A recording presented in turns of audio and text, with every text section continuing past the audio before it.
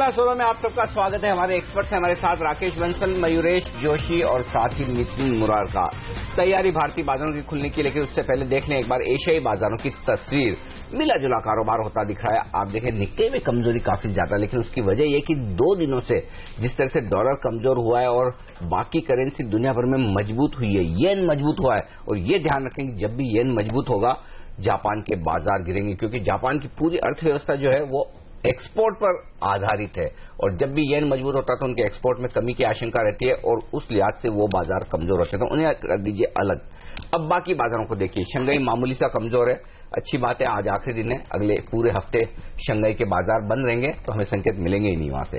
Hong Kong आधा % मजबूत है, स्ट्रेट टाइम्स 1% से ज्यादा की मजबूती दिखाता है और बाकी बाजारों में थोड़ा ऊपर थोड़ा नीचे कारोबार, तो संकेत मिले जुले। एसजीएक्स निफ्टी भी दिशा की तलाश में है, बिल्कुल कल ही के लेवल के आसपास इस वक्त ट्रेड करता हुआ, तो देखेंगे किस तरह की ओपनिंग आज होती हुई दिखेगी। चलिए इस बीच अब कुछ स्टॉक्स पर फोकस किया जाए। कल जिस तरह से खबरें आ रही थी यहां पर मयूरेश की, नेस्कॉम ने अपना गाइडेंस घटाया है। पहले 12 से 14% के आसपास की रेंज उन्हें लग रही थी कि आईटी एक्सपोर्ट में ग्रोथ हो सकती है। अब उस रेंज के निचले स्तर का गाइडेंस वो दे रहे हैं 12.3% का। कुछ अंदाजा कल ही बाजार को चल चुका था, लेकिन क्या आईटी शेयरों में इस लिहाज से कहीं कोई बिकवाली का मौका है या फिर इस करेक्शन में खरीदना चाहिए? सामने रुपया कमजोर हुआ है, कैसे ट्रेड करेंगे, कैसे निवेश करेंगे और कौन से आईटी शेयर आपको पसंद है? फिर क्लियरली आई थिंक अगर गाइडेंस कम भी किया, आई think it's not a marginal reduction in my opinion. और कहीं ना कहीं अगर हम देखते हैं तो कांस्टेंट करेंसी टर्म्स में जो उम्मीद हम लगाए बैठे हैं, specifically in terms of FY17 numbers, at least for the top tier companies, I think they are giving a very positive picture. अगर हम मिड टियर आईटी कंपनी की बात करें अनिल जी, तो I think specific companies have assumed और have given an estimate कि NASSCOM guidance को हम बीट करेंगे। तो क्लियरली आई थिंक जो नीश कंपनीज हैं मिड कैप आईटी में, आई थिंक वहां पे एक फोकस रहना चाहिए। हालांकि आई थिंक वैल्यूएशंस को हम कंपेयर करें with in mid cap and large cap, I think large cap IT company काफी अट्रैक्टिव वैल्यूएशंस पे आ गई हैं और मुझे लगता है I think large cap IT is where our focus will be largely at this point of time. तो इन्फोसिस हो, HCL टेक हो, जहां पे हमने देखा है I think the numbers were not as bad as the analyst were expecting. तो अगर Q4 में एक डिस्क्रिशनरी स्पेंडिंग की जब फर्मिंग अप होती है, if that probably happens along with client mining exercises और जैसे यूटिलाइजेशन लेवल्स बढ़ते हैं सारी कंपनियों के लिए, मुझे लगता है I think constant currency terms में I think this company should benefit. And obviously जैसे आप कह रहे हैं, I think the rupee depreciation will also act as a tailwind. तो आई थिंक चुनिंदा company within the mid cap pack is something like an Mindtree which I have always been positive about. मुझे लगता है I think जो business prospects है ये company के going forward can be exceedingly good. हालांकि valuation is on a higher side, तो Mindtree is a clear hold and buying on the top tier IT names like an Infosys, TCS, HCL tech. पर राय लेना चाहता हूं राकेश आपसे। जो कुछ देर पहले यूके की बिक्री के आंकड़े आए हैं वो अच्छे आए हैं। अगले हफ्ते टाटा मोटर के नंबर्स भी आने वाले हैं। बृहस्पतिवार को टाटा मोटर, अशोक लेलैंड के नतीजे आएंगे। अगला हफ्ता ऑटो के लिए काफी इंपॉर्टेंट है। शुक्रवार को अगले हफ्ते M&M के नंबर्स भी आने वाले हैं। लेकिन इन तीनों में टाटा मोटर चार्ट्स पर कैसा लगता है आपको? टाटा मोटर देखें तो एक करेक्शन से स्टॉक गुजर रहा है। स्टॉक एक करेक्टिव वेव के अंदर है नीचे की तरफ। ऊपर में 345 के अराउंड एक स्ट्रांग रेजिस्टेंस है स्टॉक में। अगर चार्ट्स पे देखें तो स्टॉक अप ट्रेंड के अंदर तब आएगा जब 345 के लेवल्स के ऊपर निकलता है। एज ऑफ नाउ तो मुझे नहीं लगता है कि बॉटम फिशिंग करनी चाहिए। अगर 345 के लेवल स्टॉक किसी स्ट्रांग रैली में तोड़ता है तब स्टॉक में बाइंग करनी चाहिए, एल्स इसको अवॉइड करना चाहिए। चलिए तो फिलहाल अवॉइड करें, देखते हैं आज किस तरह का मूव आता है। चलिए मूव आने शुरू हो चुके हैं प्री ओपनिंग सेशन में और कैसे हैं वो बता दूं आपको। मिले जुले संकेत है, 16 अंक ऊपर है सेंसेक्स, निफ्टी 20 अंक नीचे दिखेगा आपको और वजह यह कि 6% नीचे है एसीसी का स्टॉक, 10% नीचे है टाटा स्टील और भारतीय में 4% की गिरावट। लीवर 4% नीचे है। HDFC बैंक के कुछ स्टॉक्स हैं जो दबाव बना रहे हैं। टाटा मोटर्स 5% ऊपर, केन में 3% की मजबूती और आइडिया 2% ऊपर। लेकिन रुपए पर रखिए नजर, यहां पर मामूली कमजोरी के साथ हुई है शुरुआत। 12 पैसे कमजोर कल की रिकवरी के बाद आज करेंसी मार्केट में थोड़ा सा दबाव है, थोड़ी सी प्रॉफिट बुकिंग कही जा सकती है। ये संकेत इस वक्त करेंसी बाजार से आपके सामने आते हुए नजर आ रहे हैं। तो ये स्टॉक्स हैं जो एक्शन में इस वक्त आपको नजर आएंगे। डॉक्टर रेड्डीज अब देखिए 5% के आसपास की तेजी दिखाता हुआ। HDFC बैंक में कुछ खरीदारी, कुछ बिकवाली के संकेत दिख रहे हैं इस वक्त, 2-2.5% नीचे। ये एक और स्टॉक है जो एक्शन में दिखा है। बालाजी टेली 20% नहीं, अब सही लेवल आ रहे हैं यहाँ पर, जो 2% ऊपर है। पहले 20% ऊपर की टिक नजर आई थी, लेकिन अब सही और सही लेवल इस वक्त आपकी स्क्रीन पर होते हुए दिख रहे हैं। तो ये है प्री ओपनिंग सेशन का हाल। कुछ और स्टॉक जिन्होंने अच्छे नंबर्स पेश किए हैं उन पर एक राय ले ली जाए। बर्जर पेंट्स, इसके चार्ट्स क्या कह रहे हैं राकेश? यहाँ पर नंबर्स थोड़े ठीक दिख रहे हैं और क्रूड के कमजोर दामों का फायदा साफ तौर पर नतीजों में दिख रहा है। मार्जिन के तौर पर खरीदारी का मौका है या फिर ये सब कुछ डिस्काउंट है प्राइस में इस वक्त? नहीं अनिल जी, काफी बेहतरीन टेक्निकल स्ट्रक्चर है। इनफैक्ट इतने खराब मार्केट के अंदर ऐसा टेक्निकल स्ट्रक्चर काफी कम स्टॉक्स में है। कंटिन्यूसली स्टॉक नए हाइज लगा रहा है, किसी भी मार्केट की मंदी में पार्टिसिपेट नहीं कर रहा है। नीचे में 250, 255 एक अच्छा बेस है और एक अच्छी रैली मौजूदा स्तरों से रूल आउट नहीं की जा सकती है। स्टॉक एक अनचार्टेड टेरिटरी में, ऊपर में स्टॉक 288, 290 तक की रैली दिखा सकता है। ओके, बस तो स्टॉक पर नजर रखिए। अच्छे नंबर्स इसने पेश किए हैं। 2% मजबूती के साथ खुलने के, आधा % मजबूती के साथ खुलने के संकेत ये शेयर आपको इस समय देता हुआ। लेकिन टाटा स्टील कमजोरी के साथ खुलेगा। गेल एक और ऐसा स्टॉक है जो पिछले कई दिनों से प्रेशर में है। यहां पर पोजीशंस किस तरह की बनी है नितिन, देखकर बताइए। इसके नंबर्स भी मैं देख रहा हूं कि मंगलवार को अगले हफ्ते आने वाले हैं। गेल, ओएनजीसी के नंबर्स अगले हफ्ते आने वाले हैं 11 तारीख को, बृहस्पतिवार को। कैसा लगता है गेल का सेटअप इस समय? देखिए, यहाँ पे गेल में फ्रेश शॉर्ट पोजीशन बिल्डअप हो रही है और इनफैक्ट आप देखेंगे तो लास्ट 10-12 दिनों से स्टॉक अपने हाइज के आसपास कंसोलिडेट कर रहा है और ओपन इंटरेस्ट रेगुलर एडिशन हो रहा है। वो इंडिकेट कर रहा है कि यहाँ पे शॉर्ट बिल्डअप है और जिस तरीके से डिलीवरी में भी आप देखें धीरे धीरे जो डिलीवरी वॉल्यूम्स भी इंक्रीज हो रहे हैं और डिलीवरी परसेंटेज इंक्रीज होना और कैश मार्केट में वॉल्यूम्स होना, वो एक डिस्ट्रीब्यूशन का सिग्नल हमें मिल रहा है। तो मुझे लग रहा है कि गेल में आने वाले समय वो करेक्शन दिखेगी और स्टॉक नीचे करीब 320 की तरफ मूव कर सकता है। तो बाय पोजीशन से एग्जिट करना चाहिए। अगर शॉर्ट करना है तो 365 का स्टॉप लॉस होगा और 320 के टारगेट आपको मिल सकते हैं। ओके, तो 320 तक के लक्ष्य के लिए यहां पर शॉर्ट पोजीशन बनाकर चलें तो कोई हर्ज नहीं है। लेकिन केन इंडिया और वेदांता, ये दो स्टॉक जो काफी मजबूत दिख रहे हैं, इससे चार्ट पर बताएं क्या अभी मौके हैं तेजी के यहां पर राकेश? यदि हां तो क्या खरीदना चाहिए दोनों में से? देखिए अनिल जी, केन इंडिया काफी ओवरसोल्ड टेरिटरी में है। एक पुलबैक स्टॉक के अंदर रोल आउट नहीं किया जा सकता है। नीचे में 115 के अराउंड एक सपोर्ट है, ऊपर में स्टॉक 132, 133 तक के पुलबैक दिखा सकता है। दूसरी तरफ वेदांता देखें तो इस स्टॉक ने भी नीचे में 62 रुपए के अराउंड एक सपोर्ट लिया हुआ है और इसके अंदर भी एक पुलबैक टूवर्ड्स 74, 75 देखने को मिल सकता है। अगर दोनों में से एक स्टॉक खरीदना हो अनिल जी, तो वेदांता का chart pattern as compare to Cairn India थोड़ा बेहतर लगता है। ऑलराइट, तो ये रहा वेदांता और केन पर। कल हमने देखा था जबरदस्त रैली स्टॉक में देखने को मिल रही थी, लेकिन आज सबसे पहले नजर होगी अनिल टाटा स्टील कैसा खुलता है। प्री ओपनिंग सेशन जिसका जिक्र आप बार बार कर रहे हैं, आप देखिए 9.5-10% की गिरावट के साथ ये शेयर खुलने के संकेत दे रहा है। हालांकि 9:07 पर और सही भाव आएंगे, लेकिन टाटा स्टील के कमजोर नंबर्स के बाद एक गैप डाउन ओपनिंग होना तो लगभग तय दिख रहा है इस समय।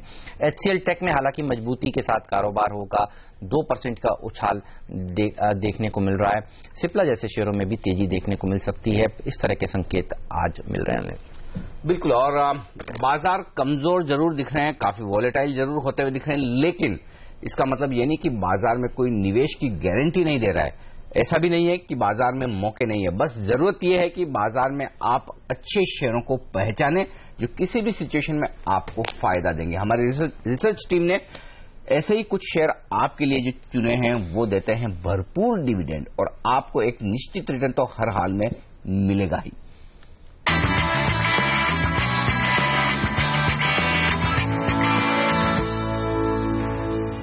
जी हाँ, अच्छा समय है। जो लॉन्ग टर्म निवेशक हैं उनके लिए एक्सट्रीमली सेफ जो लार्ज कैप कंपनीज हैं और जो कि तगड़ा डिविडेंड डोल आउट करती हैं, उनमें निवेश करने के लिए, यानी कि रिलेटिवली सेफर इन्वेस्टमेंट इस बाजार में। और इसीलिए इस बार फिर से हम लेकर आए हैं आपके लिए डिविडेंड डार्लिंग। और आज का जो पहला डिविडेंड डार्लिंग है वो है एनएमडीसी। ध्यान रखें, थर्सडे का क्लोजिंग प्राइस था 81 रुपए पर शेयर का। FY15 में इस कंपनी ने 8.5 रुपए पर शेयर का डिविडेंड दिया था, यानी कि इस समय इस कंपनी की डिविडेंड यील्ड 10.5% की आपको नजर आएगी। एक सरकारी कंपनी, सरकार का 80% स्टेक है इस कंपनी में और पिछले 4 सालों से आप देखेंगे लगातार डिविडेंड में इजाफा देखने को मिल रहा है। आपकी स्क्रीन पर डिविडेंड आएंगे 4, 4.5 रुपए से बढ़कर अब 8.5 रुपए तक आते हुए। और क्योंकि एक सरकारी कंपनी है, ये हाईली अनलाइकली है कि डिविडेंड डोल आउट में कोई कमी आगे आपको इन करंट लेवल से देखने को मिलेगी। साल के हाई से 146 रुपए के और वहां से 45% नीचे कामकाज कर रही है। ऑलमोस्ट साल के लोज के आसपास आपको ट्रेड करती हुई नजर आएगी। 32,000 करोड़ रुपए का मार्केट कैप है। इस कंपनी की बुक्स पे इस समय 19,000 करोड़ रुपए का कैश है, यानी कि पर शेयर 48 रुपए के आसपास की वैल्यू आपको कैश की नजर आएगी। यानी कि एनएमडीसी का जो कुल मार्केट कैप है उसमें आधे से ज्यादा कैश का कंपोनेंट आपको नजर आएगा। चिंता है इस कंपनी के साथ, इसमें कोई दो राह नहीं। सबसे इंपॉर्टेंट की ब्लेंडेड आयरन ओर की जो कीमतें हैं वो गिर रही हैं। एक चैलेंजिंग एनवायरमेंट है वॉल्यूम्स और प्राइसेस के लिहाज से इस कंपनी के लिए, और पॉसिबिलिटी है कि एनएमडीसी को और फर्दर प्राइस कट्स देने पड़े अगर ग्लोबल मार्केट्स अभी भी नहीं सुधरे और ग्लोबल आयरन ओर प्राइसेस पे दबाव देखने को मिलेगा। पर ध्यान रखें, एक्सट्रीमली रिच रिजर्व्स हैं इस कंपनी के पास, जो कि एक और पॉजिटिव है डिविडेंड और कैश के अलावा। एक high grade iron ore producer है, और इवेंचुअली अगर डोमेस्टिक मार्केट में डिमांड पिकअप होनी है तो एनएमडीसी बहुत बड़ा बेनिफिशियरी होगा। वैसे भी चाइना में जिस तरह की खबरें आ रही हैं ओवर कैपेसिटी कट करने की, नई कैपेसिटी रोकने की, तो शायद एक कोर्स करेक्शन देखने को मिल रहा है। और फिंगर्स क्रॉस, अगर ये वाकई कोर्स करेक्शन तो इवेंचुअली शायद इसका भरपूर फायदा तमाम मेटल पैक को मिलता हुआ नजर आए। लेकिन कई सारे पॉजिटिव के बीच में सबसे इंपॉर्टेंट एनएमडीसी की जो डिविडेंड, तगड़ा डिविडेंड डोल आउट करती है, इस कंपनी को उस लिहाज से एक सेफर इन्वेस्टमेंट बेट के लिहाज से रडार पर रखें।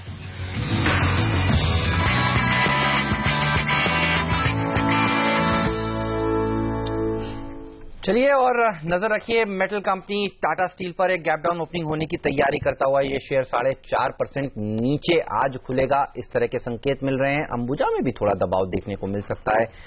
टीसीएस, इन्फोसिस जैसे शेयरों में भी थोड़ा प्रेशर आज देखने को मिल सकता है। इस तरह के प्री ओपनिंग सेशन के जो अब संकेत आ रहे हैं ये पुख्ता है, क्योंकि अब ये लगभग तय हो गया है, इतनी गिरावट तो देखने को मिलेगी। टाटा मोटर में एक अच्छी बढ़त देखने को मिल सकती है। इस तरह के संकेत यूके के जो नंबर्स इन्होंने अभी अभी पेश किए हैं वो अच्छे आ रहे हैं। टाटा पावर एक और ऐसा स्टॉक है जो मजबूती के साथ आज खुलेगा, इस तरह के संकेत भी यहां पर मिल रहे हैं। आईसीआईसीआई बैंक पर आपसे राय लेना चाहता हूं। राकेश, चार्ट्स पर देखकर बताइए ये कैसा लगता है? 200 रुपए के आसपास इस समय खड़ा हुआ है, कई लोग कह रहे थे कि 200 के नीचे भी ये पहुंच जाएगा। यहां से तेजी करेंगे या फिर इसको शॉर्ट करेंगे? देखिए हेमंत जी, काफी एक वर्टिकल फॉल स्टॉक के अंदर हमने देखा है। स्टॉक ओवरसोल्ड टेरिटरी में है। नीचे में 190 स्टॉक का एक अच्छा सपोर्ट है। अगर स्टॉक में थोड़ी सी गिरावट और बढ़ती है, स्टॉक किसी कारण से 196, 197 के अराउंड मिलता है, तब 190 के नीचे के स्टॉप लॉस के साथ इसको बाय करना चाहूंगा, क्योंकि स्टॉक एक पुलबैक रैली दिखा सकता है और उस पुलबैक रैली में स्टॉक ऊपर में 218, 219 रुपए तक जा सकता है। ओके, और आइए अब देख लेते हैं स्टॉक 2020 के मैच का रिकैप।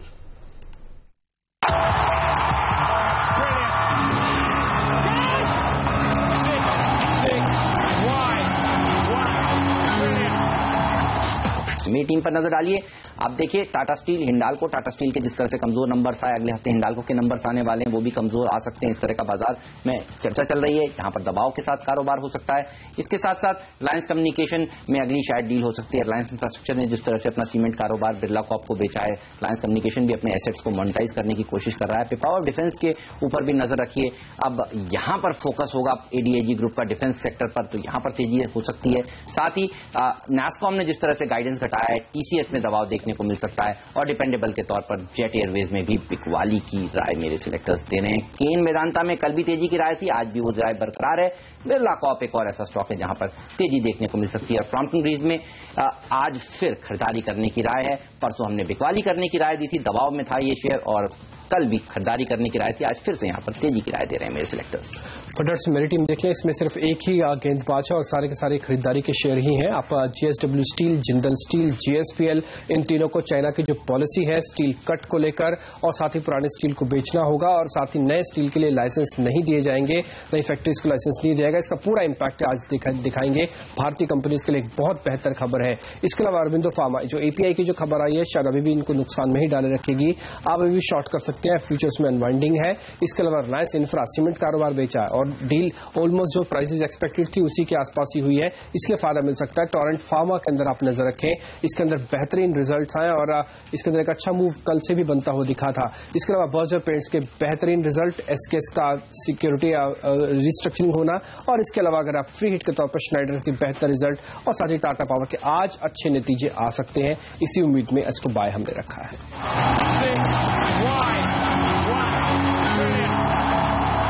चलिए, तो तमाम ऐसे स्टॉक्स हैं जो इंट्राडे में आपको मुनाफा कमा कर दे सकते हैं। सुबह 7:30 बजे हम दोनों कप्तान ये शेयर आपके लिए चुनकर लाते हैं अपने एक्सपर्ट से बात करने के बाद।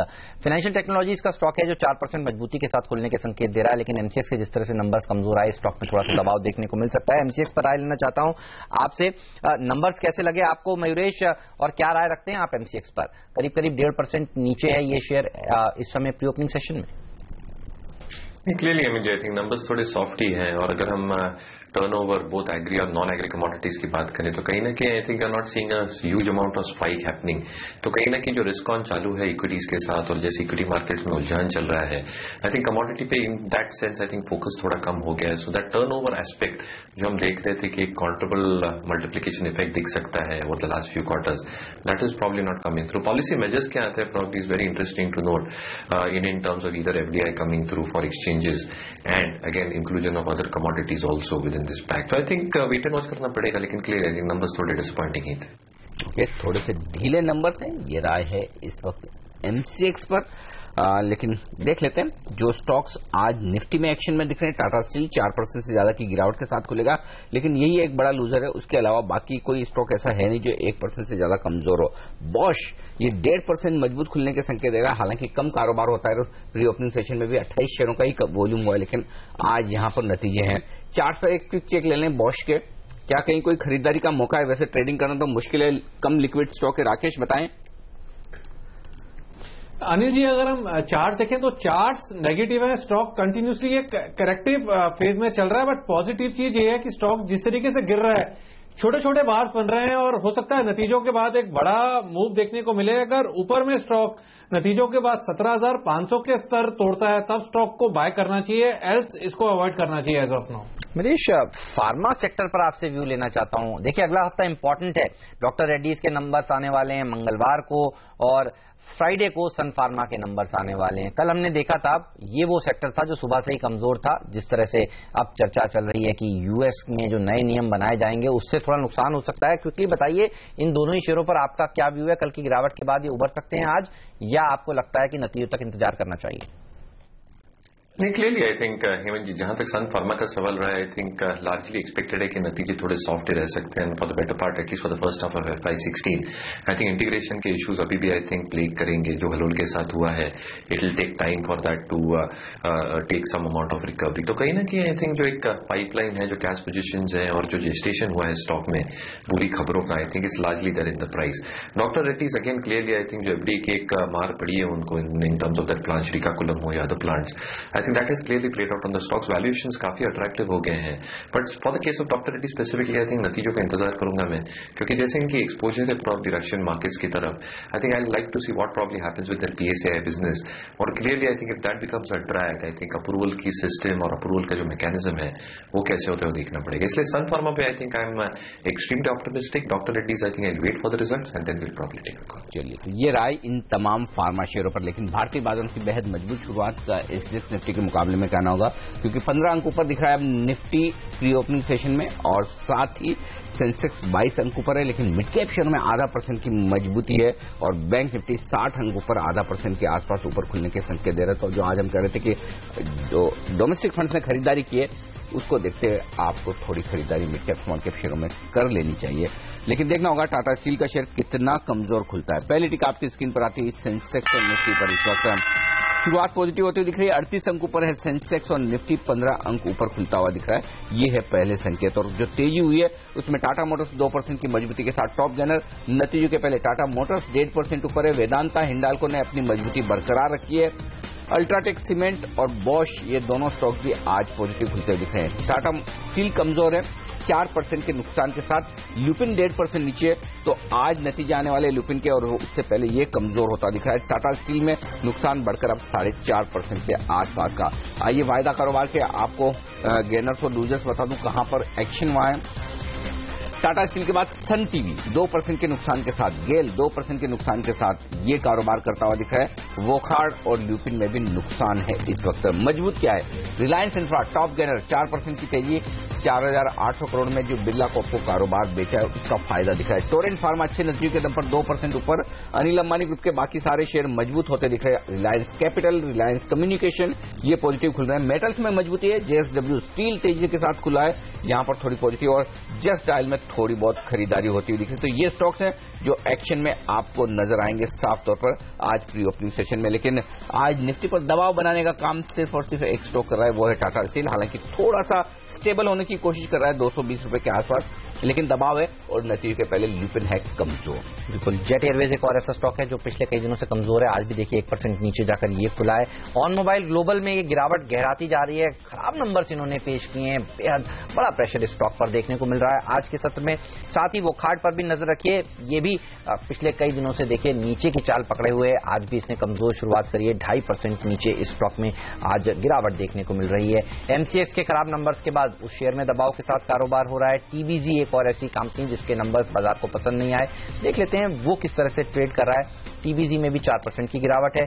और नवनीत एजुकेशन, एम्फेसिस, स्टाइलोन्यूशन, एबीएस, ये कुछ और ऐसे स्टॉक्स हैं जिनके नंबर्स अच्छे नहीं थे और यहां पर आप देखेंगे ज्यादातर शेयरों में प्रेशर ही आज के सत्र में देखने को मिल रहा है। बर्जर पेंट्स के नंबर्स काफी अच्छे थे, इसके साथ साथ श्नाइडर इलेक्ट्रिक के नंबर्स काफी अच्छे थे। देखते हैं वो दोनों ही शेयर कैसे खुले हैं। जी हां, 2.5% ऊपर बर्जर पेंट का शेयर खुलता हुआ। ट्रेंट और बजाज होल्डिंग दो और ऐसी कंपनियां हैं जिनके नंबर्स अच्छे आए हैं और वहां पर भी हरे निशान के साथ ही कारोबार होता हुआ दिख रहा है। श्नाइडर देखिए 4.5% ऊपर। इसके साथ साथ जीएसपीएल, इसके नंबर्स कल आए, देखते हैं ये खुला किस तरह से है आज के दिन। जीएसपीएल इस स्टॉक पर एक बार नजर डालेंगे और बालाजी टेली पर भी नजर डालेंगे। जीएसपीएल देखिए 1% मजबूती के साथ खुला है नतीजों के बाद, और बालाजी टेली, टोरेंट फार्मा जिनके नंबर्स काफी अच्छे आए हैं। बालाजी टेली मात्र 1% ऊपर खुला है और टोरेंट फार्मा देखते हैं किस तरह से प्रदर्शन दिखा रहा है। जी हां, यहां पर 2% की तेजी देखने को मिली है। जो नंबर्स काफी कमजोर थे, जेके लक्ष्मी सीमेंट, इस पर नजर डालिए। जी हां, मुनाफे से घाटे में आई थी ये कंपनी, कल मार्केट बंद होने के बाद इसके नंबर्स आए 3% नीचे। ओरिएंट ग्रीन पावर घाटा बढ़ा था, यहां पर देखते हैं किस तरह का प्रदर्शन देखने को मिल रहा है ओरिएंट ग्रीन पावर में। अब आप देखिए 3% नीचे है। ऑन मोबाइल का जिक्र हमने किया। एचआईएल एक और ऐसी कंपनी है जो मुनाफे से घाटे में आई, तो अर्निंग्स के ऊपर बड़ा रिएक्शन मार्केट इस समय देता हुआ नजर आ रहा है। 6.5% नीचे एचआईएल का शेयर इस समय ट्रेड करता हुआ। फार्मा शेयरों की कमजोरी कल से आज और आगे बढ़ती दिख रही है और नितिन इसी पर आपसे राय लेना चाहता हूं, क्योंकि जो टॉप 5-6 शेयर कमजोर हैं आज वायदा कारोबार में, उनमें Wockhardt 2.5%, Lupin 2%, Aurobindo 2%, STRIDE fashion 1.5%, ये सारे कमजोर स्टॉक हैं। इवन ग्लेनमार्क 1% है। अगर बेचने का मौका है तो फिर कहां बचा है अब और कौन सा शेयर शॉर्ट करना चाहिए? जी, फार्मा में इनफैक्ट एक्सपायरी से ही हम लोग देख रहे हैं रेगुलर शॉर्ट्स बन रहे हैं। कल भी सारे फार्मा में शॉर्ट बिल्डअप हुए हैं और जैसे अभी हम लोगों ने पहले भी डिस्कस किया, लुपिन जो अभी ऑलरेडी करीब 1.5-2% गिर चुका है, इसमें भी और गिरावट आनी चाहिए। मुझे लग रहा है कि लुपिन जो 1619 के आसपास अभी स्पॉट में है, 1600 का लेवल भी टूट सकता है और 1580-1570 तक का आपको टारगेट दे सकता है। आने वाले समय में रिजल्ट है, बट रिजल्ट के पहले आप देखिए सेलिंग आ रही है, वॉल्यूम्स भी अच्छे हो रहे हैं, तो हो सकता है कुछ नेगेटिव रिजल्ट्स निकल के आए। तो उसको देखते हुए अब यहाँ पे स्टॉप लॉस हम लोग 1645 के आसपास का रख लेंगे और नीचे करीब 1570 का टारगेट लुपिन में रखेंगे। बालाजी टेली नंबर्स तो ठीक ठाक थे, लेकिन जिस तरह से एक रैली देखी जा चुकी थी पहले ही, आप देखिए इस कॉर्पोरेट डेवलपमेंट से पहले, अब यहाँ पर कुछ मुनाफा वसूली देखने को मिल रही है। बड़े वॉल्यूम्स यहाँ पर देखे जा रहे हैं। 2.5% नीचे है ये शेयर और राकेश कह भी रहे थे कि यहाँ पर खरीदारी अभी नहीं करनी चाहिए। लेकिन टाटा स्टील अब इसे किस तरह से अप्रोच करेंगे, देखिए नतीजे कमजोर आए, करीब 4% नीचे अब भी ये शेयर है। मौका है बिकवाली का या फिर यहाँ पर एक कॉन्ट्रैक्ट ट्रेड लेना चाहेंगे? एफएनओ में क्या करना चाहेंगे, बताइए नितिन। देखिए हेमंत, इसमें ट्रेडिंग के ख्याल से तो अगर आप फ्रेश ट्रेड लेना है तो अवॉइड ही करें तो ज्यादा बेहतर है, क्योंकि यहाँ पे वॉलेटिलिटी हो सकती है, न्यूज नेगेटिव है और 4% डाउन है। बाइंग के ख्याल से बहुत ज्यादा क्लियर समझ में नहीं आ रहा है, क्योंकि अगर इंट्राडे में बाउंस फिर भी हो जाए तो हो जाए, बट अगर आप पोजिशनली बात करेंगे तो स्टॉक नीचे 210-205 की तरफ मूव कर सकता है। तो मेरे ख्याल से ये ट्रेड अगर आप बाय करके कैरी फॉरवर्ड करने के लिए काफी रिस्की ट्रेड हो सकता है, क्योंकि नेगेटिव न्यूज है, हो सकता है आने वाले पूरे एक्सपायरी में अंडर परफॉर्मेंस आपको देखने को मिल सकती है। बट अगर आपके पास ऑलरेडी स्टॉक है तो उस केस में यहाँ पे 215 का स्टॉप लॉस रख सकते हैं, 218 के आसपास है। 215 के अगर ऊपर ये स्टे करता है, थोड़ा सा बाउंस होकर के 222-24 आए तो एक बार इसमें से निकल जाना बेहतर होगा। ओके, क्रॉम्पटन ग्रीव्स एक और ऐसा स्टॉक है जो जहां पर गिरावट थोड़ी थम गई है। कल भी हमने देखा था थोड़ी मजबूती देखने को मिली थी और आज भी यहां पर देखिए 1% की ही सही लेकिन तेजी देखने को मिल रही है। इन्होंने एक्सचेंजेस को कल ये जानकारी दी है कि जो इनका एक डिवीजन था जिसके नंबर्स इन्होंने पेश नहीं किए थे, वो नंबर्स अगले हफ्ते पेश करने वाले हैं। फिलहाल यहां पर काफी बड़ी गिरावट के बाद थोड़ा स्टेबलाइज होता हुआ ये शेयर। लेकिन एनडीटीवी, इसके चार्ट्स कैसे लगते हैं आपको? राकेश बताइए, कल हमने देखा था एक रनअवे रैली स्टॉक में देखने को मिली थी, 18-19% ऊपर जाकर ये बंद हुआ था और आज भी देखिए मजबूती के साथ खुला है। क्या मोमेंटम कंटिन्यू रह सकता है या फिजल आउट हो जाएगा? देखिए हेमंत जी, एकदम खराब चार्ट थे और स्टॉक ने लगभग 65 रुपए के लो से एक वर्टिकल रैली दिखाई है और जिस तरीके से टेक्निकल स्ट्रक्चर है, फर्दर रैली रूल आउट नहीं की जा सकती है। ऊपर में देखें तो नेक्स्ट रेजिस्टेंस अराउंड 124-125 के अराउंड आता है। किसी के पास पोजीशन है तो होल्ड करना चाहिए। जिस तरीके से वी शेप रैली देखने को मिली है, टेक्निकली नई एंट्री तो इन स्तरों पर नहीं बनती है। नई खरीदारी ना करें, ये राह है। लेकिन इन मिड कैप फार्मा शेयरों में कहीं निवेश का मौका बनता है मयूरेश, या फिर फंडामेंटल्स कुछ कमजोर हो रहे हैं जिस तरह से पिटाई हो रही है और अमेरिका में से अब जो चिंताएं आ रही हैं उनको देखकर ये शेयर जो पिटते दिख रहे हैं, क्या करना चाहिए? और अगर आप खरीदना चाहते हैं तो कौन सा शेयर होगा फिर? क्लियरली मिल गया। आई थिंक जो अमेरिकन इश्यूज है, I think largely I think in my opinion overblown है, क्योंकि कहीं ना कहीं आप देखते हैं तो 80% लगभग डिपेंडेंस एपीआईज का इंडिया और चाइना से आता है और कहीं ना कहीं जो जेनेरिक कंपनीज भी है इंटरनल कंजम्पशन एपीआईज का करती ही है। तो I think it will be difficult to replicate this model US में और कॉस्ट भी बढ़ती है। अपार्ट फ्रॉम दैट मुझे लगता है I think mid cap pharma में आई थिंक काफी सिलेक्टिव रहना पड़ेगा। कहा ना कहा I think we still finding opportunities in Ipca lab. मुझे लगता है बहुत जोरदार गिरावट आई है and I quite didn't understand the concept of getting a warning letter जब इंपोर्ट बैन ऑलरेडी लग चुका था इनके प्लांट्स पे। तो clearly I think we are not expecting any respite to happen on that front at least for the next 4 to 6 quarters. और जहां तक टॉप लाइन की उम्मीद है, हमें अभी भी लगता है I think with HCQ supplies is increasing in the first and the second half of the current year. मुझे लगता है I think that can have a significant impact in how the institution sales will pan out. Management भी I think hopeful है कि जो EBITDA margin है currently उनकी जो डोमेस्टिक फॉर्मुलेशन बिजनेस है, कैश का बिजनेस है उनके लिए and that is growing at an healthy pace, क्योंकि एंटी मलेरियल से they probably gone into CNS CVS segments, lifestyle segments, जहां पे आई थिंक मार्जिन हायर होती है। तो मुझे क्लियरली लगता है आई थिंक स्टॉक का काफी पिट चुका है। I think all these concerns are probably there in the price. तो आपका 2 से 3 साल का नजरिया हो तो what you can really assume कि FY17 के बाद जो नंबर्स आने लगेंगे that can be far better than what you have seen in FY15 and 16। चलिए, तो इप्का लैब्स के ऊपर बुलिश हैं। आपको यहां पर बता दूं कि सोमवार को इप्का लैब्स के नतीजे भी आने वाले हैं, लेकिन जो आज नंबर्स आने वाले हैं ल्यूपिन और कैडिला, इन दोनों शेयरों पर नजर रखिए। नतीजों से पहले ल्यूपिन काफी कमजोर होता हुआ दिख रहा है। कोई ट्रेड लेना चाहेंगे क्या यहां पर नितिन आप ल्यूपिन में इस समय? देखिए हेमंत, अभी ऑलरेडी 1620 के आसपास मैंने बोला था कि शॉर्ट ही करना चाहिए। 1607-8 का लो लगा है। मुझे लग रहा है इस लेवल पे भी शॉर्ट पोजीशन ही बनानी चाहिए। 1650-45 का स्टॉप लॉस रखें। 1600 का लेवल टूटना चाहिए, 1580 तक का टारगेट आने की संभावना लगती है। ओके, तो ये रहा है इस वक्त ल्यूपिन के स्टॉक्स पर 1600 के आसपास के लेवल आ सकते हैं। 2% कमजोर है और जहां तक मेरा अंदाजा कल भी थोड़ी कमजोरी के साथ ही बंद होता हुआ दिखा था, तो कमजोरी लगातार होती दिख रही है यहां पर इस काउंटर पर। थोड़े और स्टॉक्स जो आज कमजोर प्रदर्शन कर रहे हैं उनमें मारुति फिर से अब 2% लुढ़कता हुआ दिख रहा है। दिन के निचले स्तर पर मारुति आता हुआ दिख रहा है। मयूरेश, मारुति में क्या हो रहा है, क्यों इतना कमजोर हो रहा है? लगभग सारे ब्रोकरेज यहां पर बाय रिकमेंडेशन लेकर बैठे हैं और स्टॉक चलता नहीं है। नहीं, clearly post the results I think एक वेटेड वॉच के मोड में ही था मैं। और क्लियरली अगर हम देखें जो मार्जिन कंप्रेशन आई थी, हालांकि I think it was more to do with advertising and promotional spends जो एक कंपनी के बड़े थे, but I think that margin expectation was far lower. दूसरा आई थिंक जो इनका इन्वेंटरी बिल्टअप हुआ था, I think they still have to take stock of that situation. तीसरी बात आई थिंक जो इनके नए लॉन्चेस हो रहे हैं इसका रिस्पॉन्स कैसे आता है, I think that will be very interesting to note over the next few months. Clearly I think Baleno को बहुत अच्छा रिस्पॉन्स मिला है, लेकिन कहीं ना कहीं आई थिंक एस्क्रॉस ने बहुत निराशजनक परफॉर्मेंस दिया है। The kind of discounting that probably happened on that platform, I think was larger than what even the management expected. चौथी बात I think येन की जो मूवमेंट देखते हैं, I think हालांकि in the last few days I think it is having a favorable impact, लेकिन अगर ये नेगेटिव इम्पैक्ट लेता है तो मार्जिन पे एक एडिशनल प्रेशर भी आ सकता है। Fifth rather I think what to do probably with the cash, I think this is what is going to be important in terms of minority shareholders. तो I think ये सारे factors probably stock पे play out हो रहे हैं, इसलिए I think एक interesting phase होगा मारुति के लिए। I think stock has corrected decently, but I think I'll still be in a wait and watch mode. Numbers track करूंगा probably on a month on month basis, कैसे response आते हैं इनके new launches पे, येन की मूवमेंट कैसे रहती है, and what probably happens with the next rollouts, जो I think एक एडिशनल प्रेशर डाल सकते हैं मार्जिन्स पे गोइंग फॉरवर्ड। चलिए कुछ और शेयरों पर नजर रखिए। ओएनजीसी जिसके नतीजे अगले हफ्ते आने वाले हैं वो शेयर दबाव में, भेल जिसके नंबर्स अगले हफ्ते आने वाले हैं वो शेयर दबाव में, अनिल जिनके नंबर्स अभी आने वाले हैं और थोड़ा सा भी चिंता है ना, देखिए वहां पर दबाव देखने को मिल रहा है। एसबीआई के नंबर्स अभी आना बाकी हैं, पीएनबी के नंबर्स आना बाकी हैं और ये पीएसयू पैक सबसे ज्यादा प्रेशर बना रहा है। आज भी अगर आप देखें तो बैंक निफ्टी जरूर आपको आधे % की बढ़त के साथ कारोबार करता हुआ दिखेगा, लेकिन पीएसयू बास्केट दबाव में है। पीएसयू इंडेक्स बैंकिंग का आप देखेंगे कि इस समय लाल निशान की तरफ खिसकता हुआ, और स्मॉल कैप इंडेक्स भी देखिए लाल निशान की तरफ खिसकता हुआ। जो तेजी देखने को मिल रही थी थोड़ी देर पहले मिड कैप्स में वो गुम हो गई है और कभी भी मिड कैप इंडेक्स भी लाल निशान में आएगा। तो शुक्रवार के दिन कुछ जो तेजी देखी जा रही थी वो आज सस्टेन हो नहीं रही है। किसी भी वक्त अब आप देखिए मिड कैप इंडेक्स लाल निशान में आता हुआ नजर आ रहा है। आपसे एक राय लेना चाहूंगा पीएसयू बैंक्स पर ही।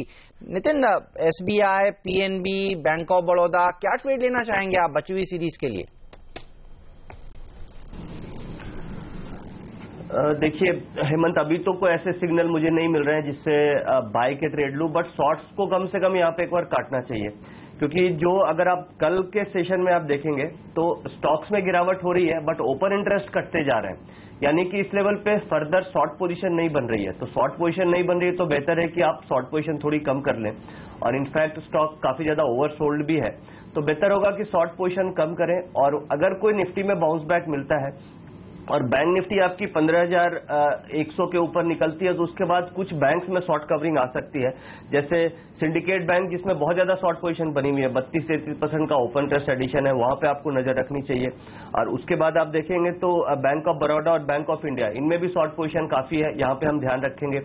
अगर आप प्राइवेट बैंक देखेंगे तो वहां पे आईसीआईसी बैंक और एक्सिस बैंक, इन दोनों में काफी शॉर्ट पोजीशन है, वहां पे शॉर्ट कवरिंग आ सकती है, बट सब्जेक्ट टू कि अगर 15,100 के ऊपर बैंक निफ्टी चलने लगे या फिर निफ्टी 7500, 7460, 65 फ्यूचर ये लेवल अगर निकालता है तो शॉर्ट कवरिंग आपको मिल सकती है, क्योंकि जो रोलओवर्स हुए हैं निफ्टी में वो करीब 7400, 70-80 के बीच में ही करीब 1.5 करोड़ शेयर ओपन इंटरेस्ट का आउटस्टैंडिंग है, वही रोलओवर्स लेवल है, तो उसके ऊपर आपको शॉर्ट कवरिंग मिलेगी। तो ये स्टॉक्स हैं जहां पे शॉर्ट कवरिंग में आपको ध्यान रखना चाहिए। तो फिलहाल शॉर्ट कवरिंग के लिहाज से नजर बनाकर रखें सरकारी बैंक में, क्योंकि आज देखिए बैंक निफ्टी बाजार में दूसरे इंडेक्स के मुकाबले में थोड़ा सा बेहतर होता हुआ दिख रहा है। ये एक अच्छा संकेत है कि बैंक निफ्टी से स्टेबिलिटी लौटती हुई नजर आ रही है। वक्त है हमारे तीनों ही एक्सपर्ट से विदा लेने का। मयूरेश, नितिन और राकेश, शुक्रिया आप सबका हमारे लिए वक्त निकालने के लिए, बाजार और तमाम स्टॉक्स पर अपनी राय हमारे साथ शेयर करने के लिए। और बता दें आपको कि वित्त मंत्री अरुण जेटली बजट तैयार कर रहे हैं और हर कोई उनसे कुछ न कुछ चाहता है। ऐसे में बाजार कैसे अलग रह सकता है, और बाजार की भी अपनी कई सारी उम्मीदें हैं इस बजट से, वित्त मंत्री से, और आज इन्हीं पर और साथ ही बाजार के डायरेक्शन पर बातचीत करने के लिए हमारे साथ कार्यक्रम में शामिल हो चुके हैं HDFC सिक्योरिटीज के head institutional research Dipen Sheth.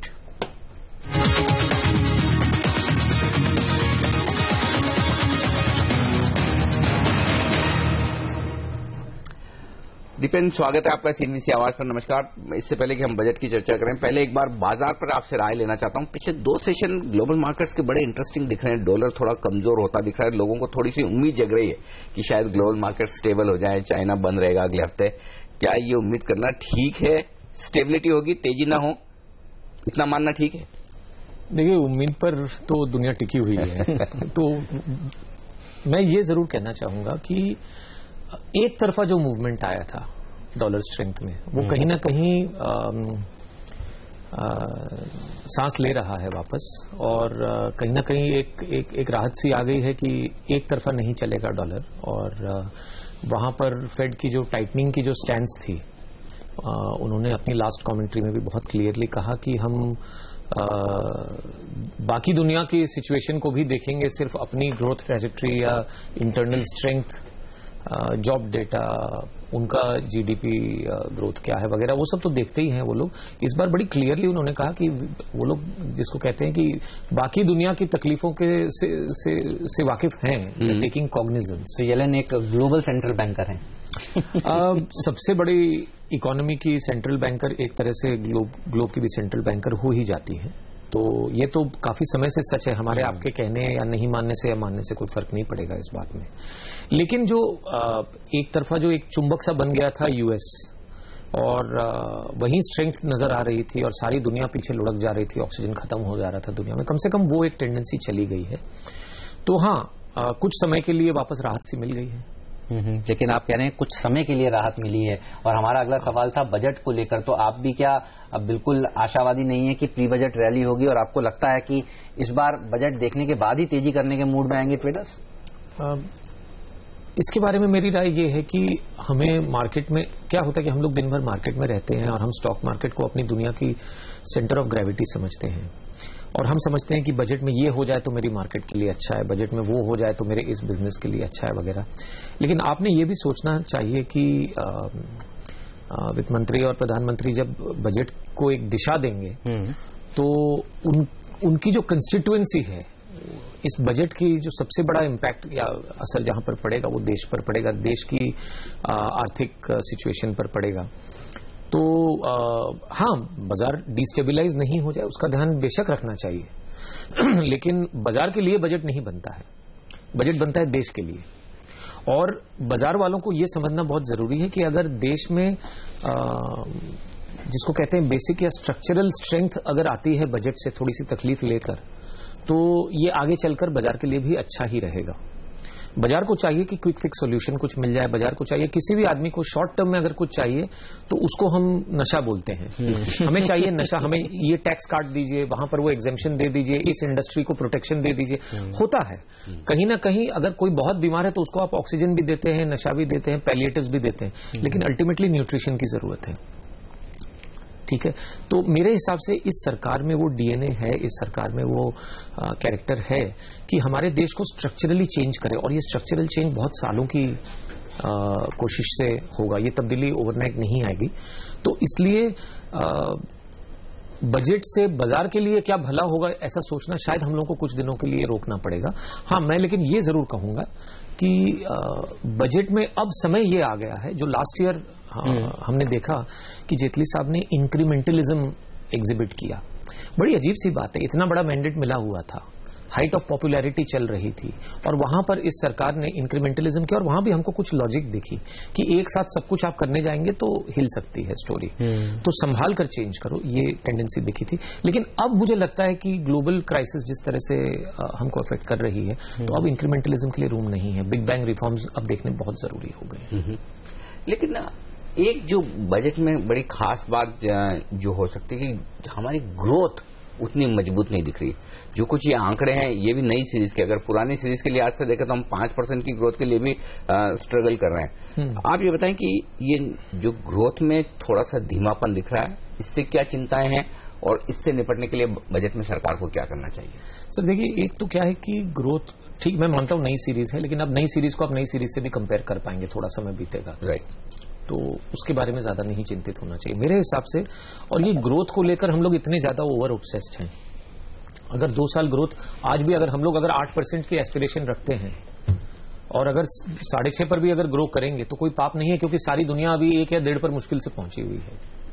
ठीक है, दूसरी बात यह है कि इस ग्रोथ को लाने के लिए भी एक बेसिक जो हम जिसको कहेंगे कि नॉमिनल जीडीपी ग्रोथ, हम तो रियल जीडीपी ग्रोथ की बात कर रहे हैं, लेकिन डिसइन्फ्लेशनरी एनवायरनमेंट में नॉमिनल जीडीपी ग्रोथ लाना भी बड़ा मुश्किल होता है और वहां से आपको फिस्क पर असर पड़ेगा क्योंकि टैक्स कलेक्शन में बॉयंसी नहीं आएगी, बिजनेसेस को चलने के लिए उनके इफेक्टिव या मैं कहूंगा रियल कॉस्ट ऑफ बोरोइंग बढ़ जाता है जब नॉमिनल ग्रोथ नहीं आती है। तो आप अपने डेट को सर्विस करने के लिए अपने बिजनेस को नॉमिनल टर्म्स में ग्रो करना मुश्किल लगता है आपको। तो अभी बड़ी इंटरेस्टिंग सिचुएशन है, अभी तकलीफें सारी एक साथ इकट्ठा हो रही हैं। प्राइवेट सेक्टर इन्वेस्टमेंट नहीं चल रहा है, नहीं बढ़ रहा है और सरकार जो इन्वेस्टमेंट बढ़ाना चाहती है, पब्लिक स्पेंडिंग बढ़ाना चाहती है इन्वेस्टमेंट्स की तरफ, प्लान एक्सपेंडिचर बढ़ाने के लिए बहुत बड़ी रिक्वायरमेंट है, उसके लिए फिस्कल रूम टाइट होता जा रहा है। फिस्कल रूम टाइट इसलिए हो रहा है क्योंकि टैक्स कलेक्शंस में प्रॉब्लम है, आप सब्सिडीज का लीकेज बंद नहीं कर पा रहे हैं या इतना जितना बंद कर सकते थे उतना अभी तक नहीं किया। तो 3-4 चैलेंजेस हैं इस बजट में और हमने अपने देश के लिए तो हर वक्त ये देखा है कि जब तकलीफें बहुत बढ़ती हैं तो बड़े कदम तुरंत लिए जाते हैं। तो इस बार तकलीफें ज्यादा हैं तो बड़े कदम, मेरे हिसाब से बड़े कदम लिए जाएंगे। और हमने ये CNBC आवाज पर ये लाइन भी ली है और कहा है कि नाउ और नेवर, अभी वक्त है। आपको क्या लगता है कि ये मेक और ब्रेक बजट हो सकता है और क्या 2 बड़ी चीजें आप देखना चाहेंगे इस बार बजट में होती हुई? तो अगर हम अपने देश की 2 या 3 साल के इतिहास को ना देखें और 20, 30, 40 साल के इतिहास को देखें तो 2-3 चीजें बहुत गलत हैं अपने देश में। तो 125 करोड़ की आबादी है और सिर्फ मेरे ख्याल से 3.5 करोड़ टैक्स पेयर्स हैं। ये कहीं ना कहीं बहुत बड़ा झूठ और रहस्य छुपा हुआ है। ये कब तक हम झेलेंगे?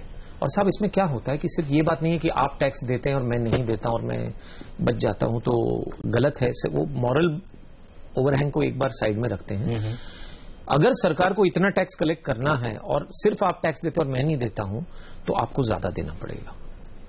तो आज जो ये 32, 33, 34, 35% की जो टैक्स रिजीम आ रही है इफेक्टिवली, तो वो इसलिए आ रही है कि कई सारे लोग बिल्कुल टैक्स नहीं देते हैं। जब जेटली साहब कहते हैं कि हम 25% पर ले जाना चाहते हैं तो वो कोई छूट नहीं दे रहे हैं हमें। उसके साथ अगर इंप्लीमेंटेशन, अगर टैक्स बेस ब्रॉड हो जा सकता है, और वो 3 महीने का काम नहीं है, वो 5 साल का 10 साल का काम है, लेकिन उसको किक ऑफ करना बहुत जरूरी है। कई सारे लोग बहुत कमाई करते हैं और टैक्स बिल्कुल नहीं देते। बिजली का भी दाम आज इसीलिए 9 रुपया 10 रुपया बंबई में है क्योंकि कई सारे लोग 50 पैसे में बिजली लेते हैं, कई सारे लोग पैसे भी नहीं देते बिजली के लिए। ठीक है ना? तो अगर आप टैक्स बेस को बढ़ा सकते हैं तो ऑटोमेटिकली रेट्स कम हो जाएंगे। तो ये एक बहुत बड़ा रिफॉर्म है जो इंडिया में करना जरूरी है और ये बिग बैंग रिफॉर्म में मैं इसको काउंट करता हूं। यानी कि ज्यादा लोगों को टैक्स के दायरे में लाओ और रेट्स को कम करो। बिल्कुल, इससे ये बहुत ही पॉलिटिकली अनपैलेटेबल, अनडाइजेस्टेबल है। राजनीतिक तौर पर इसको इंप्लीमेंट करना बहुत मुश्किल है। बहुत सारी लॉबीज हैं जो इसको रोकती हैं। प्रोफेशनल्स की लॉबी है, रिच फार्मर्स की लॉबी है, बहुत सारे सर्विस बिजनेसेस हैं उनकी लॉबीज हैं, बहुत सारी अवॉइडेंस होती है। चलिए मैं इवेजन ना भी कहूं तो लेकिन इन सब चीजों को हेड ऑन सामने जाकर फेस करना और इनको रिफॉर्म करने का, जैसा कि मैंने कहा, इस सरकार के पास डीएनए जरूर है। अब बिग बैंग करेंगे तो फंडामेंटल चेंज आएगा। तो ये एक बहुत बड़ा बिग बैंग रिफॉर्म मैं एक्सपेक्ट कर रहा हूं। कम से कम इसके लिए एक नई दिशा आ जाए और पहले 2-4 कदम अगर लेना चालू करेंगे तो बहुत बड़ी बात है। यानी कि जो किसान काफी बड़ी कमाई करते हैं कम से कम उस पर तो टैक्स लगाने की बात करें, लेकिन ये पॉलिटिकली सेंसिटिव मुद्दा है। नहीं, बिल्कुल नहीं सर, क्योंकि आपने देखा होगा रिसेंटली प्रधानमंत्री जी ने भी ये कहा कि हम किसानों को या पिछड़े वर्गों को कुछ देते हैं तो आप उसको सब्सिडी कहते हैं, हम बिजनेस के लिए देते हैं तो आप उसको सबवेंशन कहते हैं या इंसेंटिव कहते हैं। तो मैं कहता हूं बुरा सबवेंशन या इंसेंटिव भी एक तरह से सब्सिडी है जिसको एलिमिनेट करना है, और बुरी सब्सिडी भी वैसी है जिसको एलिमिनेट करना है। तो 6 million gas connections, LPG connections voluntarily give up हो गए हैं, 5-6 मिलियन। तो ये बुरी सब्सिडी थी जो लोगों ने खुद गिव अप किया। फेथ देखिए गवर्नमेंट में कितना ज्यादा है। आप कभी सोच नहीं सकते थे कि ऐसी बात होगी कि एक अपील की जाएगी और लोग अपनी अनडिजर्विंग सब्सिडी लेट से छोड़ देंगे। तो ये एक आपने बड़ी बात कही जो आप देखना चाहेंगे। इसके अलावा दूसरी बड़ी बात क्या देखना चाहेंगे इस बजट में? तो सर एक तो इनकम टैक्स का दायरा बढ़ाना चाहिए। अब आप प्रिजम्पटिव टैक्सेशन से करेंगे, आपको ये एग्जेम्पशंस अवॉइडेंस को रैशनलाइज और सिंप्लीफाई करेंगे, उससे होगा।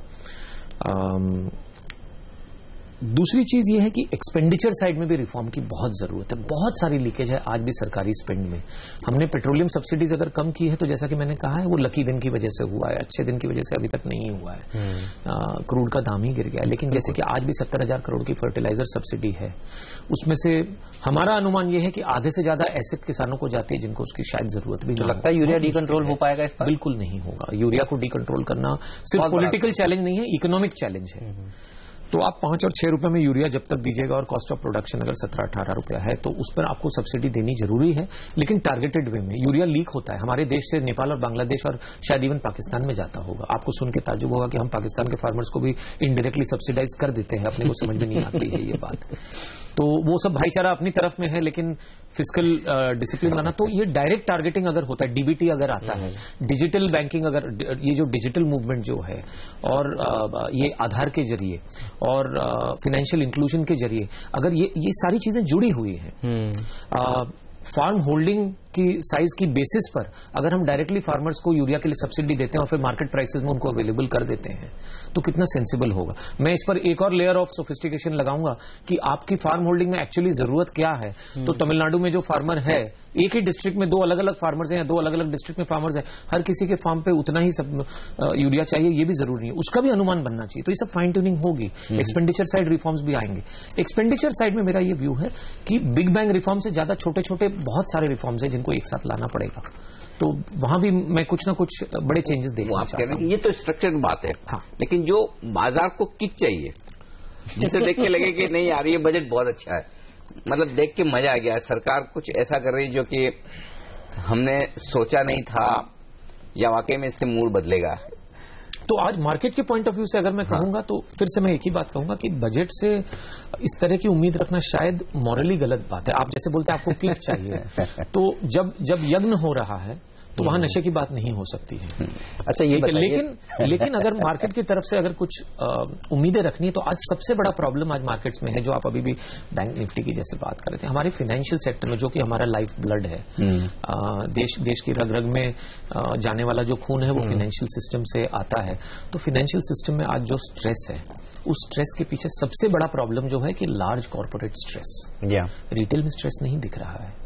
कहीं ना कहीं वहां भी कोई बबल कभी बन जाता है या कुछ छोटा मोटा कोई आइसोलेटेड केस बनता है, वो अलग बात है, लेकिन large corporate stress, even SME stress इतना ज्यादा नहीं है। हम लोग ऑलवेज एसएमईज को बोलते हैं इन बिजनेसेस में क्या कॉम्पिटिटिवनेस या क्या क्वालिटी है, लेकिन मैं इतना जरूर कहूंगा कि लार्ज कॉर्पोरेट्स में आज जितना स्ट्रेस दिख रहा है उसको अगर सॉल्व करती है सरकार, और बजट के बाहर की चीज है। ये बताइए तो फिर क्या प्रभु की रेल इस बार कुछ कर सकती है क्या? आप देखिए रेल बजट 25 तारीख को है, डेट आ गई है कल, वहां से कुछ एक्सपेक्टेशन रखनी चाहिए कि आप कह रहे हैं चलिए यूनियन बजट में तो यज्ञ वाली बात है, कोई किक नहीं मिलेगा, इससे कुछ किक मिलेगा क्या? यहाँ भी यज्ञ चल रहा है। किक नहीं, सुधारा जरूर मिलेगा, और सुधारा ये है कि रेलवेज ने ऑलरेडी इस चीज के बारे में 2 सालों से हम लोग देख रहे हैं कि प्रभु जी की जो कृपा जो रही है वो इस तरफ रही है कि एक्सपेंडिचर साइड में रेवेन्यू एक्सपेंडिचर को कैसे कंट्रोल करना, जहां उनको डीजल प्राइसेस से फायदा मिल रहा है, फ्यूल ऑयल प्राइसेस से वगैरह फायदा मिल रहा है, लेकिन जहां पर कैपिटल फॉर्मेशन रेलवेज में कैपेक्स रेलवेज का बढ़ाया जाएगा, उसमें सिग्निफिकेंट बढ़ोतरी होने की आज भी स्कोप है। वैगन प्रोक्योरमेंट लेंगे तो टीटागढ़ टेक्समैको जैसी कंपनीज को इमीडिएट बेनिफिट मिलता है। अगर कैपेक्स करते हैं तो टेक्समैको की जो कालिंदी जो है और दूसरी भी ईपीसी कंपनीज, आज हम लोग रोड्स में इतने एक्साइटेड हो गए हैं, आप विश्वास रखिए जितना रोड्स में खर्चा होता है उससे कम से कम आधा खर्चा तो आप रेलवेज में भी कर सकते हैं, उससे ज्यादा करना चाहिए मेरे हिसाब से। तो एग्जैक्ट आंकड़े तो हम लोग निकालकर बहस कर सकते हैं, लेकिन आज भी रेलवे लाइन्स ले करना, पुरानी लाइन्स को रिवैम्प करना, सिग्नलिंग और ट्रैफिक को बढ़ोतरी देने के लिए, और जो पैरेलल रेल लाइन्स जो डेडिकेटेड फ्रेट कॉरिडोर पर जो खर्चा होना है, तो यहां भी ईपीसी स्पेंड्स होने का बहुत बड़ा स्कोप है। इंजन प्रोक्योरमेंट के लिए बहुत बड़ा स्कोप है, कोचेज के लिए, वैगन्स के लिए। तो कैपिटल एक्सपेंडिचर जहां की अभी प्राइवेट सेक्टर सोया हुआ है, प्राइवेट सेक्टर स्ट्रेस्ड है, कैपिटल एक्सपेंडिचर करने के लिए उसके पास कैपिटल रेज करने की ताकत नहीं है। तो मेरे ख्याल से रेलवेज में कैपेक्स पर स्पीड अप हो चुका है, फर्दर एक्सेलरेशन अगर आएगा तो मार्केट बहुत पॉजिटिवली लेगी इसको। ओके, तो ये राय इस वक्त बजट को लेकर, उम्मीदों को लेकर दीपेन शेठ की तरफ से। दीपेन सर बहुत बहुत शुक्रिया आपका हमारे लिए वक्त निकालने के लिए, और बजट के बाद और बजट के नजदीक और आपसे बातचीत करेंगे कि आगे किस तरह का एक्शन दिखता है। लेकिन फिलहाल बाजार के एक्शन पे करिए फोकस, जो दिन के उच्चतम स्तर की तरफ पहुंचते हुए दिख रहे हैं। सेंचुरी मार चुका है, सेंसेक्स 100 अंक ऊपर है और निफ्टी पे 35 अंकों की मजबूती। मिड कैप शेयर भी .5% ऊपर है, लेकिन आज की लीडरशिप है बैंक निफ्टी की तरफ से, जो 15,000 के लेवल के बेहद करीब 1% की मजबूती के साथ यहां पर कारोबार करते हुए दिख रहे हैं। हमारे साथ KR चौकसी सिक्योरिटीज के मैनेजिंग डायरेक्टर देवेन चौकसी भी इस वक्त कार्यक्रम में शामिल हो चुके हैं। देवेन भाई, स्वागत है आपका CNBC आवाज पर। लंबे समय बाद आपसे बातचीत हो रही है, ये बताएं सर, बाजार लग क्या रहा है, क्या एक्शन हो रहा है sir? Anil ji, good morning and thank you for having me in the show. Well, I think market के अंदर मैं ऐसा समझता हूँ कि काफी हद तक जो डैमेज होना था वो हो चुका है। उसकी तरफ से देखे तो आई थिंक, दूसरी तरफ से देखे तो आई थिंक थोड़े फंड्स में जो रिडम्पशन के प्रेशर बने हुए हैं उनके हिसाब से मार्केट में अभी भी थोड़े बहुत प्रेशर चालू है, and many of the redemption pressures coming in from I think some of the arbitrage funds. तो शायद उसके हिसाब से मार्केट में एक थोड़ा मोमेंटम वीक है, थोड़ा प्रेशर चालू रहता है। At the same time index stocks के ऊपर ध्यान दे तो जो हैवी वेट्स है इंडेक्स स्टॉक्स के अंदर, particularly I think in the commodity space, I think वहां पे एक थोड़ा प्रेशर, और बैंकिंग स्पेस के अंदर अभी तक आई थिंक एक प्रेशर अच्छा बना हुआ है। Because of that I think the market is possibly struggling to show any direction as far as the index is concern. But मैं ऐसा मानता हूं कि because of this kind of sell off, because of this kind of nervousness in the market और technical weakness in the market, whatever name we want to give it as, काफी stocks market के अंदर attractive हो गए हैं and होते जा रहे हैं। Probably I think this is making the case very favorable for investing into this particular market. जहाँ तक इकोनॉमी की तरफ से देखें, कॉर्पोरेट अर्निंग्स की तरफ देखें, तो मेरा ख्याल से I think in a worst kind of A situation if Indian corporates can produce this kind of earnings, मेरा ऐसा मानना है कि आगे के समय के अंदर जैसे जैसे सिचुएशन इकोनॉमी में इंप्रूव होती है और जो इसके संकेत मिल रहे हैं उसके साथ में आई थिंक कॉर्पोरेट अर्निंग्स के अंदर काफी हद तक इंप्रूवमेंट आ सकती है। वी डिस्टिंक्टली बिलीव कि 16-17 फाइनेंशियल ईयर के अंदर earning growth would be in double digits and I think it would be a smart double digit growth by the end of the financial year 16-17। सो मैं definitely positive हूँ market के लिए and feel के individual stocks के अंदर काफी अच्छी opportunity बनी है। दो ओवरऑल मार्केट के लिए I think struggle continues but many of the individual companies would have better times going forward. Okay, बस ये बताइए, जो लोग इंतजार कर रहे थे बाजार को गिरने का, इतनी गिरावट के बाद अगर अभी किसी को 100 रुपए लगाने हो तो उसमें से कितना पैसा लगाना चाहिए आपके लिहाज से? मेरे ख्याल से जो इन्वेस्टर अगले 1 या 2 साल का प्लानिंग करता है उसके लिए it is safe to assume के करीबन 40-60% के बीच में फंड एलोकेट कर सकते हैं। जो इन्वेस्टर लेस देन 1 ईयर का प्लानिंग करते हैं उनके लिए definitely I think it makes sense to buy on decline and decline at whenever the decline takes place और kind of a heavy sell-off takes place. At that time, I think their allocation of funds should increase because they are largely traders. But जो लंबे समय के हिसाब से invest करते हैं उनके लिए काफी समय अच्छा है। मैं ऐसा मानता हूँ कि if you have invested 40-60% now, then in further fall, if at all I think you get in a particular stock in which you have invested, वहाँ पे आप gradually आपका weight बढ़ा सकते हैं। So certainly I think the view would be to remain positive and buy on decline or on dips. Okay. तो फिलहाल थोड़ा थोड़ा निवेश करना शुरू करें, लेकिन एक स्पेस जहां पर सबसे ज्यादा दिक्कत दिख रही है और बाजार का मूड खराब करती हुई दिख रही है वो है बैंकिंग शेयरों की हालत। सरकारी बैंक तो पहले से ही खराब थे, एनपीए की समस्या थी, लेकिन देवेंद्र भाई अब प्राइवेट बैंक्स में भी ये समस्या भारी दिख रही है।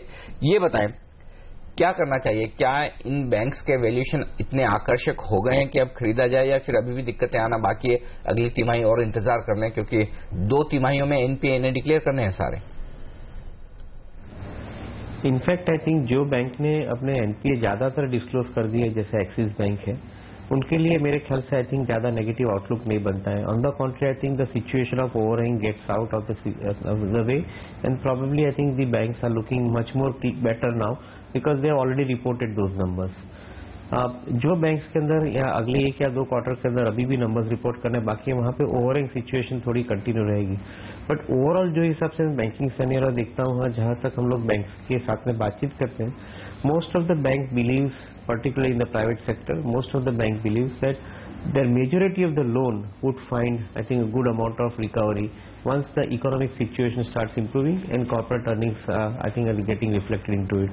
So they are not worried about it. In fact, I think they are very happy to provide for whatever the RBI has said, so that at least in subsequent quarters they can focus more on recovery of those particular money by pressurizing clients. So overall मैं ऐसा देखता हूँ market की तरफ से भी एक नजर आप देखें उसके ऊपर तो ऐसा देखता हूँ कि ultimately market would give weightage to some of this particular aspects of the disclosures. Given this kind of disclosures and given the possibility of recovery of money, according to me, I think they hold good chance to subsequent period के अंदर price performance के अंदर reflection अच्छा आ सकता है। Within private sector banks, I would think that I think those who are focusing purely on retail franchises, for them the time is really good and market के nervousness के साथ में जो correction आता है उसके अंदर that would give a buy opportunity and that would include some of the mortgage based NBFC companies also along with I think some of the NBFCs their retail focus is very high like Bajaj Finance who came up with numbers last 2 days back. Such kind of companies could be considered definitely by the investors in falling markets. इसके अलावा जो pharma में कल चिंताएं अब नई निकल कर आई प्रेसिडेंशियल इलेक्शंस यूएस में जो होने वाले हैं उससे पहले, आपको क्या लगता है बाजार जरूरत से ज्यादा चिंता कर रहा है? इतनी घबराने की बात नहीं है या आपका मानना है कि कम से कम जब तक इलेक्शंस रहेंगे ये ओवरहैंग बना रहेगा? मेरे ख्याल से आई थिंक थोड़ा रिएक्ट ज्यादा हो रहा है because I think pharma sector is a victim of the US FDA regulations and to a greater extent I think many of the outcomes I think like yesterday जो news flow चल रहा था कि APIs won't be allowed to be sold in US market. I think it was somehow or other a misinterpretation of the news. The clarification coming up from most of the companies side is that the companies which are supplying APIs to the government sector in USA, they would probably face the resistance and they would not be allowed to sell. But those who are selling it to the private sector, उनके लिए कोई ज़्यादा फर्क नहीं पड़ेगा because I think its business will continue. And most of the Indian API companies, they are largely supplying to the private sector in USA. So to that extent, I think that norm is not getting applied. But unfortunate part in the market is that market is so nervous that any news coming out, market is interpreting those news in negative direction without looking into the merits of them. So certainly I would think that I think one will get an opportunity in such kind of market कि जहाँ पे nervousness के हिसाब से selling बनता है, तो at least I think quality companies would give you the opportunity to buy it in the portfolio. Maruti पर आपसे राय लेना चाहता हूं क्योंकि ये स्टॉक नतीजे के बाद से लगातार फिसलता हुआ दिख रहा है। 4,500 से वन साइडेड करेक्शन होता दिख रहा है देवेंद्र भाई, और लगभग सारे ब्रोकरेज हाउस की राय इस पर खरीदारी की है और कई लोग ब्लू चिप मानकर खरीद कर भी बैठे हैं। क्या और गिरावट संभव है या फिर ये ऐसे लेवल्स आ चुके हैं जहां स्टॉक आकर्षक हो चुका है और पोर्टफोलियो में रखना चाहिए? वेल, वैल्यूएशन की दृष्टि से देखें तो डेफिनेटली आई थिंक काफी हद तक ये करेक्शन फेवरेबल है जो इन्वेस्टर 2 साल का प्लानिंग करके चल रहा है। और मैं इसलिए इसके फेवरेबल गिनता हूं क्योंकि सुजुकी ने जो एक स्ट्रेटेजी ली है, according to me it's a fundamentally very strong strategy that they have adopted. They are basically manufacturing the cars in the Suzuki under the Suzuki name, which is now going to come up.